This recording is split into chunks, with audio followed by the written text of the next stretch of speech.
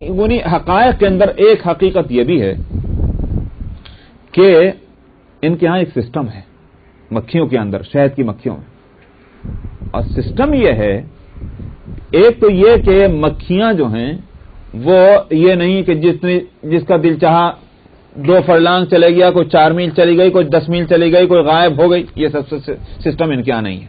بڑا آرگنائز ان کے یہاں سسٹم ہوتا ہے، بلکہ حقیقتاً ملٹری سسٹم ان کے یہاں ہے.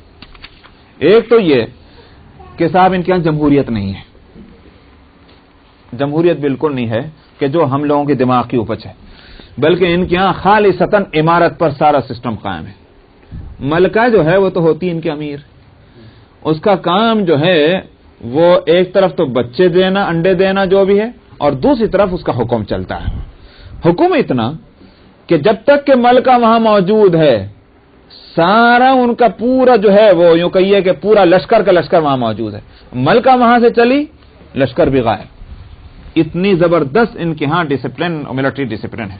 دوسرا یہ کہ نر جو ہوتے ہیں ان کا کام ہے جاب کرنا، اور جو فیمیل ہیں ان کا کام ہے گھر سنبھالنا. یہ ان کے یہاں سسٹم ہے. تو نر جتنے بھی ہیں وہ رس لینے جاتے ہیں، پھولوں کا رس، اور مادہ جو ہے فیمیل ان کا کام ہے شہد کی حفاظت کرنا. جو شہد لے کر آتے ہیں اس محال کے اندر اس کی حفاظت کرنا. تو یہ تو گھر ہے، اسی میں کہہ رہا ہوں کہ فیمیل جو ہے وہ گھر کی حفاظت میں لگی ہیں، اور نر جو ہیں وہ جا رہے ہیں جاب کرنے کے واسطے، محنت مزدوری وہ لے کر آتے ہیں رس. اچھا صاحب، پھر ان کے فاصلے متعین ہیں. مجھے ایک جگہ ایک ایگریکلچر کالج میں جو اس فن کا ماہر تھا جامعہ، اس میں جا کر میں نے دیکھا تو انہوں نے کہا کہ یہ مکھی جو ہے 2 میل سے زیادہ نہیں جاتی. 2 میل کے ایریے سے زیادہ جنہی جائے گی، بس 2 میل کے اندر تلاش کر کے لائے گی جو اس کو لانا ہے. نمبر 1. نمبر 2 یہ کہ ہر قسم کا رس نہیں لا سکتی. ان کو یہ بات معلوم ہوتی ہے کہ ہم کو کیسا رس لانا ہے تاکہ بے میل رس نہ آ جائے جو اس پورے شہد کو خراب کر دے. یہاں آ کر میرا دماغ واقعی ایک دفعہ گھوم جاتا ہے، اللہ اس ایک انسان کے واسطے کیا کیا انتظام کرتے ہیں. اس کے واسطے شہد بھی وہ تیار ہو رہا ہے کہ جس میں کسی طرح کا میل نہ ہو. سمجھ میں آیا؟ پھر وہ جو فیمیل ہوتی ہیں ان کے اندر ایک یوں کہ یہ کہ وہ ہوتی ہے ایک ٹولی جس کا کام یہ ہے کہ وہ اس بات کو دیکھے. ارے صاحب یہ جو آپ کے یہاں کوالٹی کیا ہے، وہ کیا ہے؟ Quality control. یہ کوالٹی کنٹرول جو ہے یہ شہد کی مکھیوں کے اندر ہے. تو ان کے اندر ایک ٹولی ہوتی ہے اس بات کے لیے کہ وہ چیک کریں کہ جو شہد آ رہا ہے، جو رس آ رہا ہے، وہ اب تک جو ہمارے پاس شہد ہے اس سے میل کھانے والا ہے کہ نہیں کھانے والا ہے. اگر میل کھانے والا ہے تو آنے دیتے ہیں، لیکن اگر میل کھانے والا نہیں تو اس کو پاس بھی نہیں آنے دیتے قبل اس کے کہ وہ مکھی نر جو ہے وہ جو شہد لے کر آیا بے میل، وہ وہاں پہنچنے سے پہلے آگے بڑھے گا اس کے گویا ملٹری جوان، اور جانے کے بعد اس کا سر قلم کر دے. اسی بات سے مجھے بتایا گیا کہ اس محال کے نیچے بہت سی جو مکھیاں دور دور تک 1-2-3 گز کے فاصلے میں جو مری پڑی رہتی ہیں وہ دراصل وہی ہوتی ہیں کہ جو غلط قسم کا شہد لے کر آ رہی ہیں، اور ان کو دور ہی سے مار دیا جاتا ہے، پاس بھی نہ آنے دیا جاتا. یہ سسٹم ہے ان کا. تو فصلوں کی سبل ربی کی ذللا، اپنے رب کے راستے میں جو ہے عاجزی کے ساتھ چل. یہ ہے اللہ کا نظام. میں خیر بات تو یہ تھی کہ اوحا ربک الی النحل، یہ وحی جو ہے شہد کی مکھی کی طرف، یہ ظاہر ہے کہ وہ شرعی وحی نہیں ہے جو انبیاء علیہ السلام کی طرف ہوتی ہے. یہ وہی ہے کہ شہد کی مکھی کو یہ پیغام جو آتا ہے اللہ کی طرف سے، اس کو کون سنتا ہے؟ پیغام دینے والا جانے، جس کو پیغام پہنچ رہا وہ جانے. تو سیکرٹ جو ہے ذریعہ ہے اس پیغام کے پہنچنے کا، اس لیے اس کے واسطے بھی وحی. یہاں بھی یہی صورت ہے کہ حضرت یوسف علیہ السلام کو وحی آ رہی. کیا مطلب؟ یوسف تو سن رہا ہے مگر بھائی نہیں سن پا رہے ہیں، اس واسطے اس کو وحی کہا گیا سیکرٹ ذریعے سے. اسی واسطے اولیاء اللہ کے الہام کے اوپر بھی لفظ وحی کا اطلاق ہو سکتا ہے، مگر کرتے اس واسطے نہیں تاکہ نبی کے وحی اور ولی کے الہام میں خربطہ نہ ہو جائے، اس لیے وہاں وحی کا لفظ استعمال نہیں کرتے. لغت کے اعتبار سے ہو سکتا ہے، اس لیے کہ الہام بھی کیا ہے؟ دراصل اللہ کی طرف سے ایک بات دل میں ڈالنا ہے، تو یہ بھی ایک سیکرٹ ذریعہ ہے.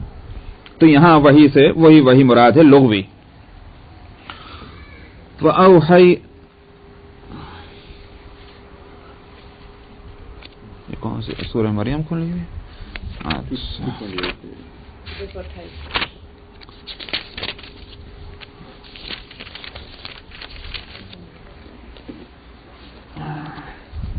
وَأَوْحَيْنَا إِلَيْهِ لَتُنَبِّئَنَّهُمْ بِأَمْرِهِمْ هَذَا وَهُمْ لَا يَشْعُرُونَ، اور ہم نے وحی کی یوسف کی طرف کہ تو ضرور بے ضرور ان کو جتلائے گا ان کے معاملے کو، ان کے اس معاملے کو، اور یہ جان بھی نہ سکیں گے۔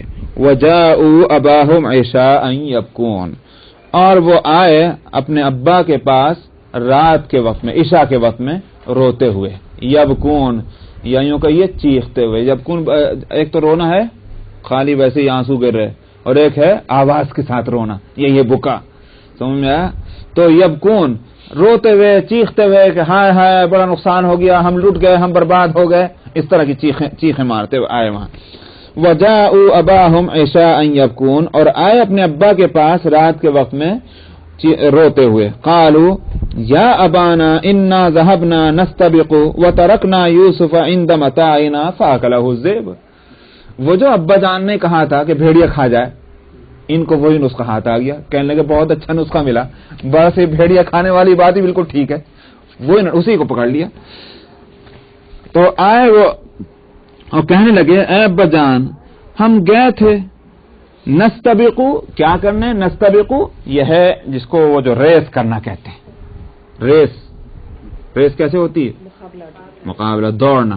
تو نستبقو ہم دوڑ لگا رہے تھے ایک دوسرے سے آگے بڑھنے کی کوشش۔ وَتَرَكْنَا يُوسُفَ عِندَ مَتَاعِنَا، اب ظاہر ہے کہ جوانوں کی طور میں بچہ کہاں جائے گا، ہم نے یوسف کو اپنے سامان کے پاس چھوڑ دیا کہ تو ذرا یہاں ٹھہر، ہم ذرا دوڑ لگا لیں۔ وَتَرَكْنَا يُوسُفَ عِندَ مَتَاعِنَا، ہم نے یوسف کو اپنے سامان کے پاس چھوڑ دیا۔ فَأَكَلَهُ الذِّئْبُ، بھیڑیا کھا گیا، اکیلا تھا اس کو بھیڑیا آگے کھا گیا۔ وَمَا أَنْتَ بِمُؤْمِنٍ لَنَا وَلَوْ كُنَّا صَادِقِينَ، ویسے ہمیں کا خیال ہے آپ ہمارا اطمینان نہیں کریں گے اگرچہ ہم کتنے بھی سچے ہوں۔ اب کیا سمجھ میں آیا؟ پہلے ہی وہ کہہ گئے تھے اس طرح کی بات، تو اب ابا کیا کہیں گے؟ وَمَا أَنْتَ بِمُؤْمِنٍ لَنَا وَلَوْ كُنَّا صَادِقِينَ، آپ ہمارا یقین نہیں کرنے والے ہیں اگرچہ ہم سچے ہی کیوں نہ ہوں۔ وَجَاءُوا عَلَى قَمِيصِهِ بِدَمٍ كَذِبٍ، اور لائے یوسف کی قمیص، اس کا شر جو ہے وہ ایک جھوٹ موٹ کے خون کے ساتھ، جھوٹ کا خون، سمجھ میں آیا؟ کیا کیا؟ ایک بکری کا بچہ خود ہی ذبح کر کے اور اس کے خون میں ان کی قمیص کو ڈبو کر اور وہ لیا ہے اور کہا کہ یہ ہے اس کا کرتا، اس کا قمیص یوسف کا، بھیڑیا کھا گیا۔ تو اس لیے کہا وَجَاءُوا عَلَى قَمِيصِهِ بِدَمٍ كَذِبٍ، اور لائے اس کا قمیص جھوٹ کے خون کے ساتھ۔ قَالَ بَلْ سَوَّلَتْ لَكُمْ أَنفُسُكُمْ أَمْرًا، حضرت یعقوب علیہ السلام نے معاملے کو سمجھ لیا، فرمایا کہ تمہارے نفس نے تمہارے لیے ایک معاملے کو تجویز کر لیا ہے۔ کیا مطلب؟ یہ حقیقت نہیں ہے۔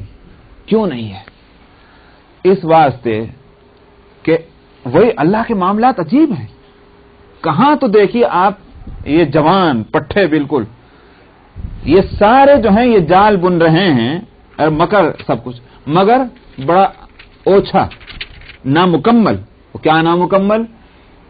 کہ پورا کرتا جو ہے وہ صحیح ہے، کہیں سے پھٹا نہیں، خون میں ڈوبا ہوا ہے۔ ارے بھیڑیا اگر کسی کو کھائے گا تو اس کا کرتا کیسے صحیح رہ جائے گا؟ بدن کھا گیا کرتا صحیح رہ گیا اور وہ بھی خون میں لت پت ہے۔ تو چال چلی مگر نامکمل۔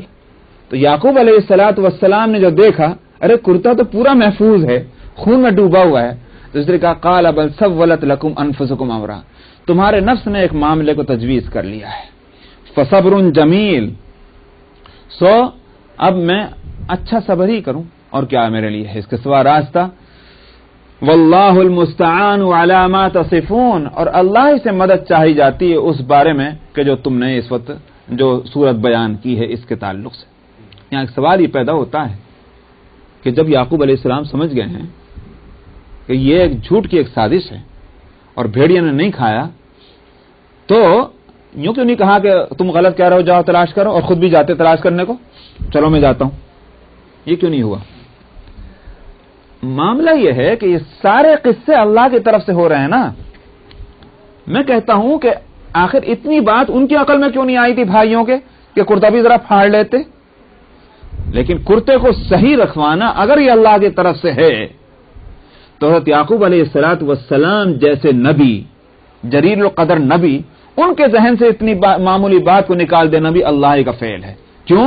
اس لیے کہ اگر تلاش کرنے چلے جاتے تو یہ آگے کا جو قصہ ہونے جا رہا ہے ये जो पूरे एक सिस्टमेटिक जो एक सूरत होने जा रही है, ये कैसे होती? ये सारा मामला अल्लाह की तरफ से है। जहन को किसी तरफ मुतवज्जे करना, किसी तरफ से जहन को हटा देना, ये सारा मामला अल्लाह की तरफ से है। समझ में आया? तो यहां यही है, अंबिया अलैहिस्सलातु वस्सलाम के साथ तो बराह रास्त अल्लाह का मामला होता है ना, तो उधर जहन नहीं गया, बल्कि यूं कहा कि अल्लाह ही पे मैं सबर करता हूं और अल्लाह ही से मैं मदद चाहता हूं। तो एक शान नबूवत के मुताबिक जो बात है, उधर तो जहन है, मगर जो दुनियावी तदबीर हैं उधर जहन नहीं जा रहा है। तो वजह उसकी यही है कि अल्लाह की तरफ से मामला है। बस यहीं तक रखिए, इससे का वो भी चले अजान देने को। व आखिर दावाना अल्हम्दुलिल्लाह। आयत नंबर 19 सफ़ा 228। औज़ु बिल्लाहि मिनश शैतानिर रजीम। बिस्मिल्लाहिर रहमानिर रहीम। वजाअत सय्यारतुन फ़अरसलू वारिदहुम फ़अदला दल्वह क़ाल या बुश्रा हाज़ा गुलाम वअसर्रूहु बिदाअह वल्लाहु अलीमुम बिमा यअमलून।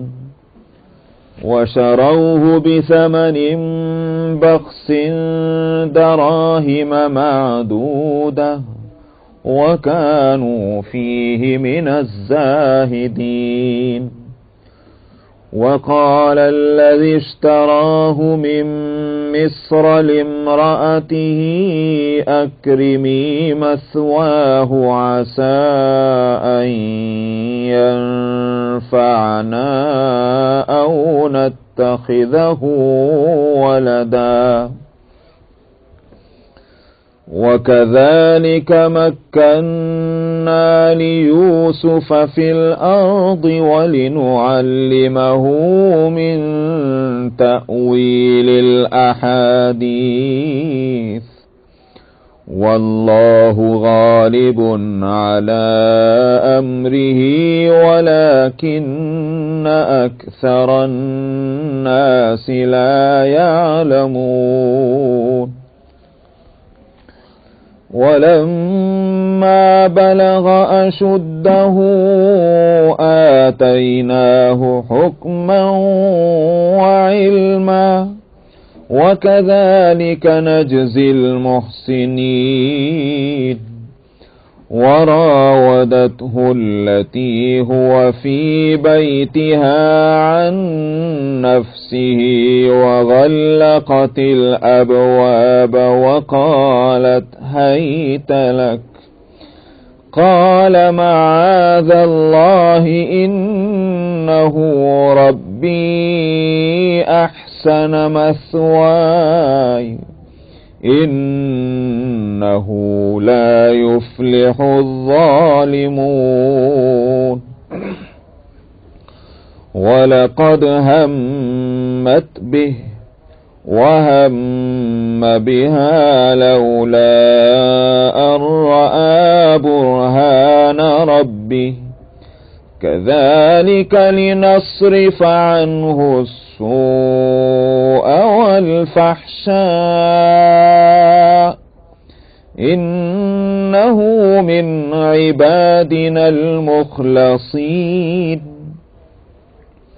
واستبق الباب وقدت قميصه من دبر وألف يا سيدها لدى الباب قالت ما جزاء من أراد بأهلك سوءا إلا أن يسجن أو عذاب أليم.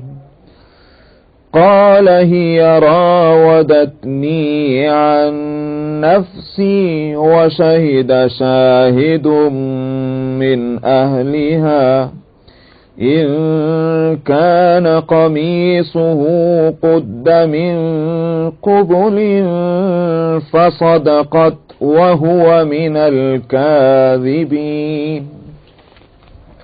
وَإِن كَانَ قَمِيصُهُ قُدَّ مِن دُبُرٍ فَكَذَبَتْ وَهُوَ مِنَ الصَّادِقِينَ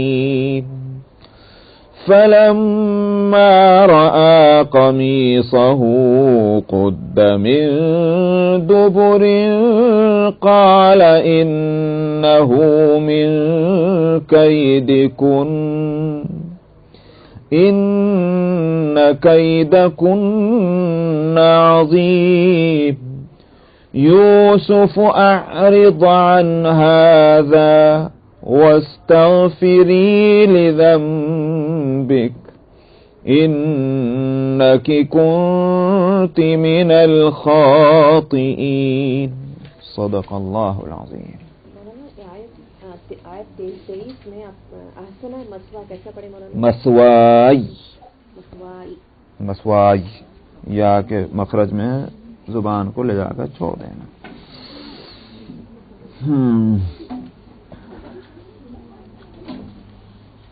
تو حضرت یوسف علیہ السلام کو کنویں میں ڈال دیا گیا اور ان کا کرتا خون میں آلودہ کر کے اور حضرت یعقوب علیہ السلام کو لے جا کر دکھلا دیا اور بتلا دیا. یہاں یہ ہوا کہ شمال مشرق سے، جہاں یہ سمجھیے کہ جو آج کل اردن کا علاقہ ہے، اس علاقے سے ایک قافلہ تجارت کے لیے چل رہا تھا جس کو مصر جانا تھا. وہ اسی راستے سے گزرا، کیونکہ یہی شاہراہ ہے کہ جس پر الخلیل بستی موجود ہے، اور اسی پر وہ تقریباً راستے سے تھوڑا سا ہٹ کر وہ کنواں موجود ہے اسی زمین میں، جس زمین میں حضرت یعقوب علیہ السلام کے مویشی چرا کرتے تھے. تو اس زمین میں وہ کنواں ہے کہ جس میں لے جا کر کے حضرت یوسف علیہ السلام کو ڈال دیا گیا تھا. تو اس لیے وہ قافلہ اسی راستے سے گزرا تو پانی کی تلاش ہوئی. جب قافلے نے پڑاؤ کیا تو پانی کی تلاش ہوئی، ادھر دیکھا تو ایک کنواں نظر آیا اور کنویں میں ڈول ڈالا گیا. کنویں اور بھی ہو سکتے تھے، حالانکہ میں اس لیے کہہ رہا ہوں کہ اور بھی ہو سکتے ہیں کہ مطلب یہ ہے کہ یاد ہوگا کہ میں نے گزشتہ ہفتے بتایا تھا اندھا کنویں کا لفظ یاد ہے، فی غیابات الجب کا لفظ آتا ہی ہے اس کنویں کے واسطے کہ جو استعمال میں نہ آ رہا ہو. تو ناقابل استعمال کنواں، اس سے کون پانی لیتا؟ وہ تو قابل استعمال ہی نہیں رہا. لیکن قافلے کا آنا، اس کے قریب پڑاؤ ڈالنا، کنویں میں لے جا کر ڈول ڈالنے کی کوشش کرنا، یہ سب معاملے اللہ کی طرف سے ہیں. آخرکار بہرحال قافلہ پہنچا، اس نے کنویں میں ڈول ڈالا پانی نکالنے کو ایک آدمی نے، تو اس میں سے پانی کے بجائے یوسف علیہ السلام نکلے چلے آ رہے ہیں.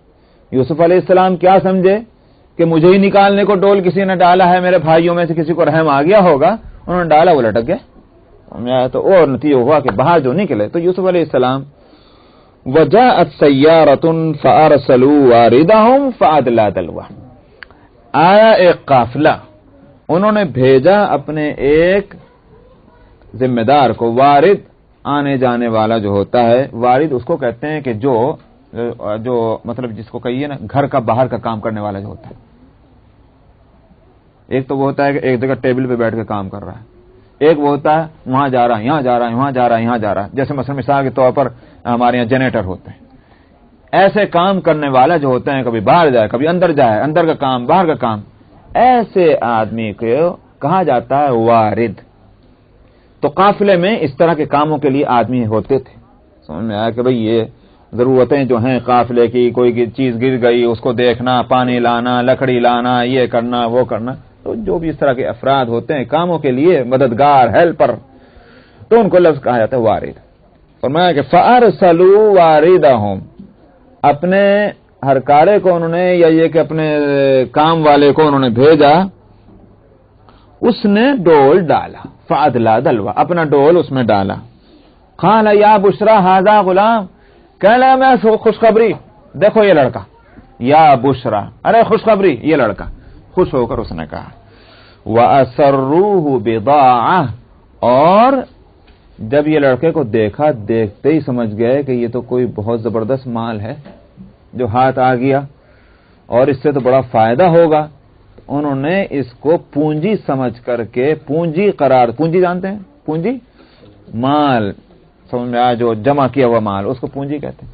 بضاعہ اسی کو عربی میں کہتے ہیں۔ فرمایا کہ اس کو انہوں نے پونجی سمجھ کر چھپایا، یعنی کوئی دیکھ نہ لے، بھائی لڑکا ہے تو کسی کا ہوگا، کہیں اور اڑوس پڑوس کا کہیں کا ہوگا، تو کوئی مالک نہ دیکھ لے تو پھر یہ ہمارے ہاتھ سے نکل جائے گا۔ وَأَسَرُّوهُ بِضَاعَةً، انہوں نے اس کو ایک پونجی قرار دے کر کے اور اس کو چھپایا۔ وَأَسَرُّوهُ بِضَاعَةً وَاللَّهُ عَلِيمٌ بِمَا يَعْمَلُونَ۔ ارے دوسروں سے چھپا سکتے تھے، اللہ سے چھپتی کیا؟ اللہ کو معلوم تھا جو یہ کچھ کر رہے تھے۔ تو علیم کا لفظ لائیں، یہ نہیں کہ اللہ کو اب معلوم ہو رہا ہے، بلکہ یہ تو سارا تماشا ہے جو ہو رہا ہے اللہ کی طرف سے۔ واللہ علیم بما یعملون۔ وشروه بثمن بخس دراہم معدودہ۔ پھر ہوا کیا؟ ہوا یہ کہ بھائی جو ابھی تک، یعنی وہ تو بیچ میں آ گیا تھا وہ ٹکڑا کہ بھائیوں کے قصے کو پورا کر دیا کہ وہ لے گئے تھے اس کا کرتا ابا کے پاس، لیکن مفسرین کہتے ہیں کہ وہ بعد کا واقعہ ہے۔ پہلے یہ ہے کہ بھائی ٹھہرے رہے وہاں اور دیکھتے رہے کہ بھئی کیا ہوتا ہے۔ جو دیکھا کہ قافلہ آ گیا اور قافلے نے ڈول ڈالا اور اس میں سے لڑکا نکل آیا یوسف، چھپے ہوئے دیکھ رہے تھے یہ سب تماشا، تو اب وہ کہیں ایسا نہ ہو کہ کوئی بات کھلے ادھر چھوڑ جائیں تو اپنے ساتھ ہی لے جائیں، اس کا انتظام بھی کرنا ضروری تھا۔ سمجھ میں آ رہی نہیں بات؟ یہ اپنے ساتھ لے کے چلے جائیں، یہاں نہ چھوڑ دیں اس کو۔ اس لیے کیا ہوا، دوڑے ہوئے اس کے پاس آئے، ایک دو ان کے پاس، کہہ رہے بھائی ہمارا کہیں کوئی ہمارا غلام ایک نوکر جو ہے وہ کہیں غائب ہو گیا، ہم اس کے تلاش میں، کہیں آپ لوگوں نے دیکھا؟ یہ بات ہوئی۔ اب صاحب وہ تو وہ اسروا بضاعۃ، شاید اسی وقت کی بات رہی ہوگی، انہوں نے اس کو چھپانے کی کوشش کی کیونکہ یہ مال تھا ان کے واسطے، لیکن بہرحال ان کے چلت پھرت کہیں نظر پڑ گئی۔ انہوں نے کہا یہ تو ہمارا نوکر ہے جس کو ہم تلاش کر رہے ہیں، یہ تو ہمارا ہے۔ آخر وہ چاہیے تھوڑا ہی تھا، وہ تو ان کے ساتھ پھر ایک اچھا ہم بیچنے تیار ہیں، یہ بھاگ جاتا ہے ہم بیچنے تیار، تمہیں چاہیے کیا؟ تمہیں اچھا لگتا ہے کیا؟ ہاں بہت اچھا لگ رہا ہے، چلو لے لو۔ معمولی داموں میں ان کو بیچ دیا، بھائیوں نے اپنے بھائی کو معمولی داموں میں بیچ دیا۔ یہاں معمولی داموں کا لفظ یہاں آ رہا ہے۔ وَشَرَوْهُ بِثَمَنٍ بَخْسٍ دَرَاهِمَ مَعْدُودَةٍ۔ شرا یشری کے معنی بیچنا بھی آتا ہے، خریدنا بھی آتا ہے۔ یوں بھی ترجمہ کر سکتے ہیں قافلے والوں نے خرید لیا اس کو، کس کو؟ یوسف کو، بہت معمولی گنے ہوئے درہموں کے بدلے میں۔ بخس کہتے ہیں بہت چھوٹی سی تعداد، معمولی قیمت، اور معدودہ گنتی کے تھوڑے سے درہموں کے بدلے میں اس کو خرید لیا۔ تو خرید لیا کس نے؟ قافلے نے۔ اور اگر بیچنا ترجمہ کریں تو ترجمہ ہوگا کہ بھائیوں نے بیچ ڈالا یوسف کو بہت معمولی گنتی کے درہموں کے بدلے میں۔ وَكَانُوا فِيهِ مِنَ الزَّاهِدِينَ۔ یہ معمولی قیمت کیوں رکھی؟ فرمایا کہ ان کو قیمت کے تعلق سے کوئی لگاؤ ہی نہیں تھا۔ وَكَانُوا فِيهِ مِنَ الزَّاهِدِينَ، کوئی دیجئے زاہد زہد سے ہے۔ زہد کس کو کہتے ہیں؟ پہلے اس کا معنی کیا ہوا؟ زہد عبادت کرنے والے کو زاہد نہیں کہتے، اس کو عابد کہتے ہیں۔ زاہد کس کو کہتے ہیں؟ دیکھیے آپ اردو میں استعمال کرتے ہیں، اس وقت کوئی نہیں بول رہا، یہ تو اس کی حالت ہے، لیکن زہد اس کو نہیں کہتے۔ زہد تقوی کی وجہ سے ہے، تقوی ریزن ہے اس زہد کا، لیکن زہد کیا چیز ہے؟ زہد ہے دنیا کے عیش و عشرت سے میں دلچسپی نہ لینا، سمجھا؟ یہ ہے زہد۔ ارے بھائی تقوی تو اس کا سبب بنے گا، تقوی ہے خوف خدا کا نام۔ اللہ کے خوف نے اس کو آمادہ کیا اس بات پر، انکریج کیا اس کو اس پر کہ دنیا کے عیش و عشرت کو چھوڑ دے۔ تو تقوی تو ریزن ہے، لیکن وہ حالت جو ہے کہ جو مزیدار چیزیں ہیں، جو آرام کی چیزیں ہیں، اس میں انٹرسٹ نہ لینا، یہ ہے دراصل زہد، سمجھا؟ تو اسی کو کہتے ہیں بھائی وہ تو بڑا زاہد آدمی ہے، اس کو کھانے پینے سے کیا سروکار، وہ تو زاہد آدمی ہے، اس کو پہننے سے کیا سروکار، نہ کھانے کی فکر نہ پہننے کی فکر، جو مل گیا کھا لیا، جو مل گیا پہن لیا، ایسے آدمی کو کہتے ہیں یہ ہے زاہد۔ اور عبادت میں لگا ہوا ہے تو اس کو کہتے ہیں عابد، یہ زہد ہے۔ سمجھ میں آئی نہیں بات؟ یہ تو وَكَانُوا فِيهِ مِنَ الزَّاهِدِينَ، ان کو اس قیمت کے معاملے میں دلچسپی تھی ہی نہیں، یہ ہوا ترجمہ۔ تو بھائیوں کو قیمت تھوڑی چاہیے تھی، اس بات سے انہوں نے معمولی قیمت میں بیچ دیا، وہ تو چھٹکارا پانا چاہ رہے تھے. آئی بات سمجھ میں؟ اچھا صاحب، بعض مفسرین نے یہاں ترجمہ جو کیا وہ یہ کیا کہ اس کو بیچنے والے کون ہیں؟ شروع. یہاں میں نے ترجمہ اگر شروع کا بیچنا ترجمہ کیا تو فاعل کس کو بنایا تھا؟ سبجیکٹ کس کو بنایا تھا؟ ابھی ترجمے میں بھائیوں کو بنایا تھا، بیچا انہوں نے. بعض مفسرین نے سبجیکٹ بنایا اس کو قافلہ، بیچ دیا اس کو قافلے والوں نے بہت معمولی اور گنتی کے چند درہموں کے بدلے میں، اور وہ قیمت میں کوئی دلچسپی نہیں رکھتے تھے. لیکن یہ ترجمہ کیوں غلط ہے؟ اس واسطے کہ وہاں ایک لفظ ابھی آپ اس سے پہلے کی آیت میں پڑھ چکے ہیں، وَأَسَرُّوهُ بِضَاعَةً قَالَ يَا بُشْرَىٰ هَٰذَا غُلَامٌ وَأَسَرُّوهُ بِضَاعَةً. اب اگر جن کا یہ عمل ہو ان کے بارے میں یہ کہیں گے کہ وَكَانُوا فِيهِ مِنَ الزَّاهِدِينَ، ہے نہیں؟ ایک طرف تو غلام کو، لڑکے کو پا کر خوش ہو رہے ہیں، پھر اس کو مال سمجھ کر چھپا رہے ہیں، اور آگے قرآن ان کے تعلق سے یہ کہا کہ چند گنتی کی قیمت درہموں کے بدلے میں بیچ دیا، ان کو قیمت سے دلچسپی نہیں تھی. آئی بات سمجھ میں نہیں آئی؟ اس واسطے یہ غلط ہے. ترجمہ وہی ہے جو میں نے پہلے کیا کہ اگر خریدنا ترجمہ کریں گے تو خرید لیا قافلے والوں نے تھوڑی سی قیمت کے بدلے، اور بیچنا ترجمہ کریں گے تو بھائیوں نے بیچ دیا اس کو. تو اس کا مطلب یہ کہ دو مرتبہ بکے ہیں یوسف علیہ السلام. ایک مرتبہ یہاں قافلے کے ہاتھوں بکے ہیں، اور دوسری مرتبہ آگے جا کر کے بکے ہیں، جس کا تذکرہ آگے آ رہا ہے، جو قافلے نے پھر بیچا جا کر کے مال تجارت. وقال الذي اشتراه من مصر لامرأته اكرمي مثواه عسى ان ينفعنا او نتخذه ولدا. اب قرآن حکیم جو ہے جس طرح سے واقعہ بیان کیا کرتا ہے اس کا ایک اصول ہے. کئی مرتبہ آپ نے اس کو نوٹ کیا ہوگا، میں نے بھی ہمیشہ آپ کو بتایا کہ واقعے کے جو اجزاء خود سمجھ میں آ جاتے ہیں قرآن اس میں اپنے الفاظ جو ہے وہ ضائع نہیں کرتا، خود سمجھ میں آ جاتی جو بات. تو یہاں اب یہ ہے کہ پھر کیا ہوا، قافلے والوں نے کیا کیا، لے جا کر بیچا، کیا کیا یہ خود سمجھ میں آ جائے گی، اس لیے اس کو نہیں بیان کرتا. کس نے خریدا، اس نے کیا معاملہ کیا، وہ قرآن لا رہا ہے. وقال الذي اشتراه من مصر، اور کہا اس نے جس نے خریدا اس کو مصر کے آدمی نے. من مصر، مصر کا تھا وہ خریدنے والا. معلوم ہوا کہ مصر میں بک گئے. خود سمجھ میں آ گئی بات، یہ ہے کہ نہیں؟ یہ تو یہ دوسری جو سیل ہوئی ہے وہ مصر میں ہوئی ہے. یہ خود اب اس لفظ سے سمجھ میں آ رہا ہے کہ بکے ہیں حضرت یوسف علیہ السلام. اکرمی مثواہ، اس نے کہا اپنی بیوی سے، لمراتی ہی جا کر اس نے کہا اپنی بیوی سے، اکرمی مثواہ، ذرا اس کے رہن سہن کو اچھا رکھنا. یعنی کہ ہم اکرم، اکرام سے، اکرام کرنے کے کیا معنی آتے ہیں؟ عزت دینا، ریسپیکٹ دینا. سمجھ میں آیا؟ تو ہے تو یہ غلام، ہم غلام کے طور پر خرید کے لائیں، لیکن دیکھو غلام کی طرح اس کے ساتھ اس کو ٹریٹ مت کرنا، اس کے ساتھ عزت کا معاملہ کرنا. یہ ہے اکرمی مثواہ، اس کا ٹھکانہ گھر کے اندر عزت والا ہونا چاہیے. یہ بات اس نے کہی جس نے خریدا. کس سے کہی؟ اپنی بیوی سے کہی. خود اب دیکھیے کہ یہ خرید دوسری جو ہو رہی ہے، یہاں خریدار جو ہے وہ معلوم ہوتا ہے کہ بڑی قیمت دے کر لایا ہوگا. معمولی قیمت دے کر جو چیز خریدی جاتی ہے اس کے ساتھ یہ معاملہ نہیں ہوتا. اسی واسطے مؤرخین اور مفسرین یہ کہتے ہیں، اگرچہ حدیث کوئی اس تعلق سے صحیح نہیں ہے مگر انداز اور قرینہ اس کی تائید کر رہا ہے مفسرین اور مورخین کے اس بات کا کہ زبردست قیمت دے کر کے یوسف علیہ السلام کو خریدا گیا. بعض مورخین تو کہتے ہیں کہ ہم وزن چاندی اور ہم وزن سونا دونوں دیے گئے، کہ چاندی بھی ان کے وزن کے برابر اور سونا بھی. قیمت بڑھتی گئی. جو تاجر تھے وہ جو تجارت والے تھے ان کو کیا جلدی تھی کہ آج ہی کا مال آج ہی بکے، تو کوئی سڑنے والا نہیں، گڑنے والا نہیں. انہوں نے دیکھا جو لپک رہے ہیں ہر ایک لینے کے واسطے. اللہ تعالیٰ کا معاملہ ہے نا بھائی، یہ تو اللہ کا معاملہ ہے. تو لگا دیے خریدا. وہ تو آپ نے سنا ہی ہوگا کہ بوڑھیا بھی بھاگی جا رہی تھی. سنا وہ قصہ نہیں سنا؟ جب یہ ہوا کہ یوسف بک رہے ہیں بازار میں تو شہر بھر میں یوں کہ یہ ڈنکا یہ کچھ ہو گئی تھی نہیں. من الشیطان الرجیم، بسم اللہ الرحمن الرحیم.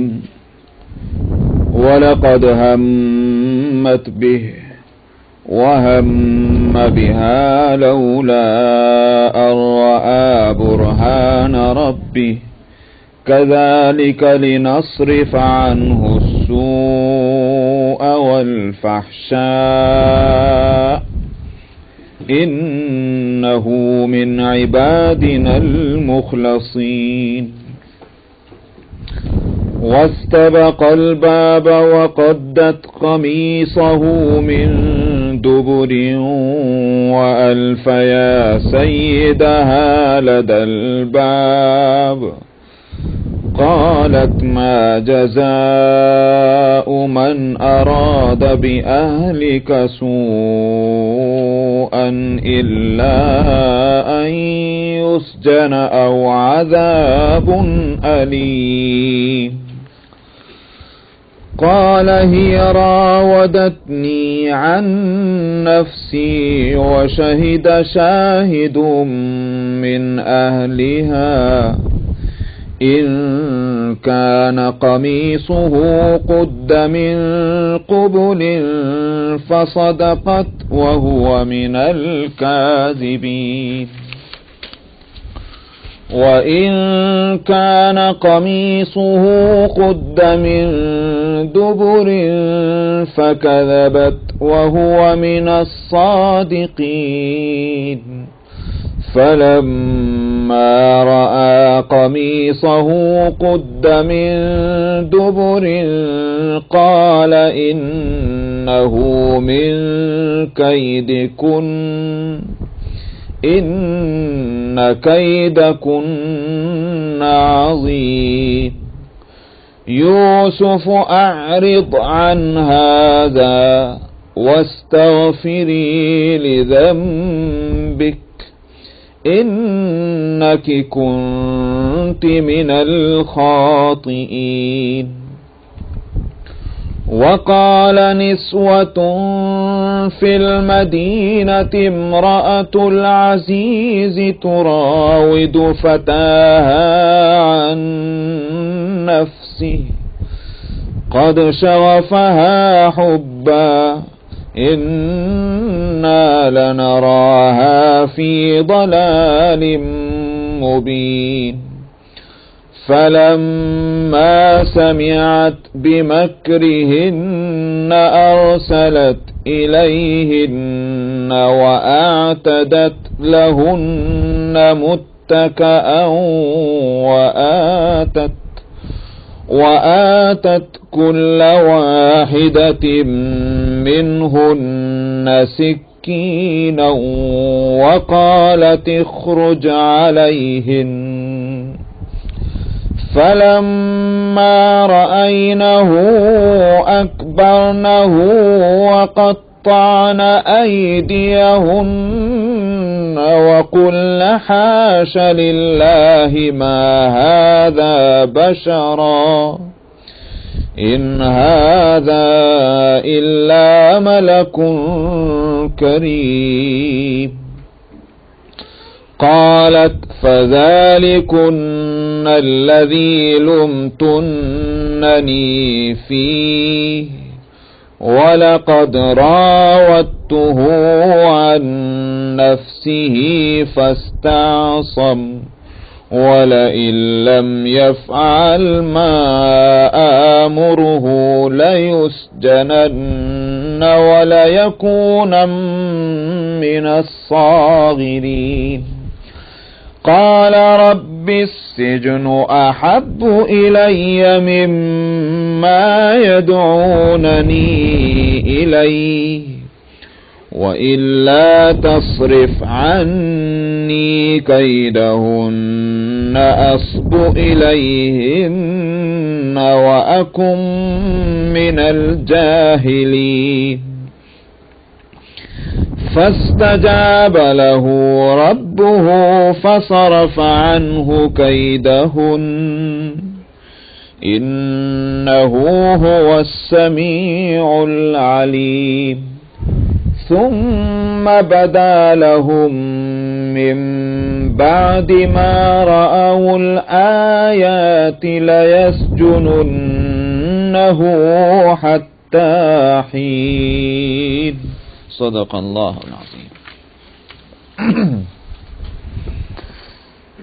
وَلَقَدْ هَمَّتْ بِهِ، فرمایا کہ امرأۃ العزیز نے حضرت یوسف کا ارادہ کر لیا تھا اور حضرت یوسف اس کے ساتھ مبتلا ہونے کا ارادہ کر لیتے اگر اپنے رب کے برہان کو نہ دیکھ لیتے۔ تو یہاں برہان پر بات رکی تھی کہ برہان سے یہاں کیا مراد ہے۔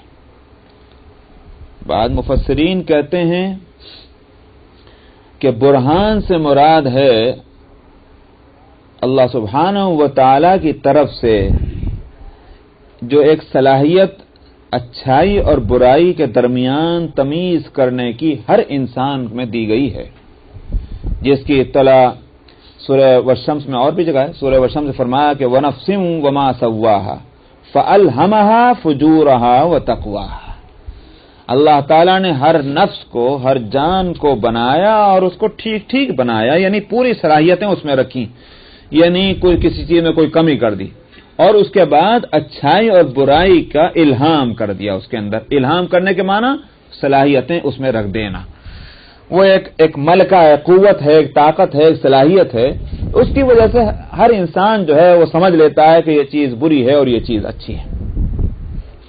تو انبیاء علیہم الصلاۃ والسلام میں چونکہ ان کے اندر صلاحیتیں بھرپور ہوتی ہیں، یہ صلاحیت بھی اعلیٰ درجے کی ہے کہ ان کا ذوق جو ہے وہ ایسا بنا ہوا ہوتا ہے فطری طور پر کہ بغیر بتائے وہ برائی کو برا اور اچھائی کو اچھا سمجھتے ہیں۔ تو برہان سے مراد یہ ہے کہ نبی کا وہ ذوق جو ہے اچھائی اور برائی میں تمیز کرنے کا، وہ ابھر کر سامنے آ گیا۔ ابھر کر لفظ میں اس لیے بول رہا ہوں کہ صلاحیتیں تو اللہ تعالیٰ ہر ایک کو دیتے ہیں، مگر ہوتا کیا ہے؟